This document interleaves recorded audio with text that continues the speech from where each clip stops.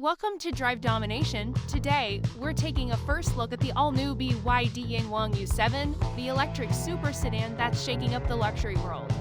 Over 1,300 horsepower, 0 to 100 in under 3 seconds, and a design that rivals Rolls-Royce. But here's the twist, it's made in China.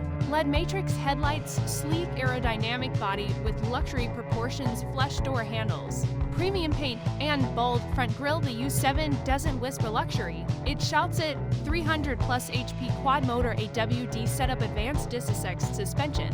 System 0 to 100 kilometers per hour in under 3 seconds. Estimated range 700 kilometers. CLTC massive central touchscreen, high-grade materials, leather, suede, ambient lighting, AI-based driver assistance, and autonomous parking. Executive rear seats with recline, massage, and screens. The cabin feels more like a spaceship than a sedan. This is not just a luxury car, it's a land rocket vehicle to load. Power, smart cabin sound system, panoramic glass roof, and Dipolot autonomous driving suite. It's more than a car, it's a tech marvel.